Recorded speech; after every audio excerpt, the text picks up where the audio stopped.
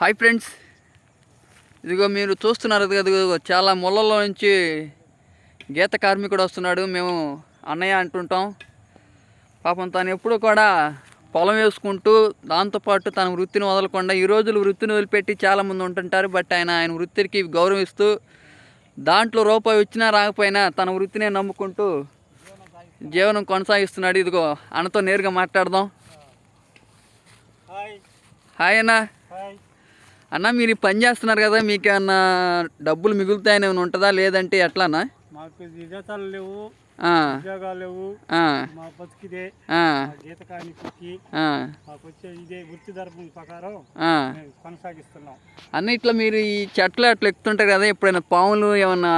పాములు ఆగపడతాయి, పాములు తేళ్ళు అవి ఆగపడుతుంటాయి.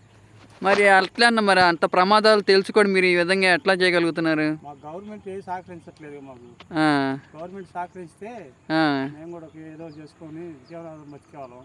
అంటే మీరు గవర్నమెంట్ నుంచి ఏం ఆశిస్తున్నారు? అంటే ఏదైనా చెప్పదలుచుకుంటే, అంటే ఈ వీడియో ఎంతమందికి చేరుతుందో తెలియదు, కానీ చేరితే మీకేమైనా ఉపయోగపడుతుంది, మీకేం కావాలో కొంచెం. ఉపయోగపడినా గవర్నమెంట్ మమ్మల్ని పట్టించుకోదు కదా, మమ్మల్ని కరుణించారు కదా వాళ్ళు.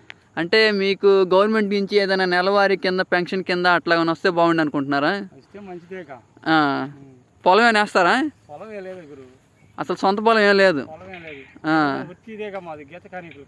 ఓన్లీ ఇట్లా ఈ కళ్ళు అట్లా తీసుకుంటూ కళ్ళు తీసుకొని బతుకటమే కదా. ఓకే అన్న, చూద్దాం. ఈ వీడియో దేవుడి దయ వల్ల అట్లా గవర్నమెంట్ పెద్దలు చేరి మీ కష్టాలు తెలుసుకుని ఏమైనా సహాయపడతానో చూద్దాం. ఓకే అన్న, బాయ్. థ్యాంక్స్.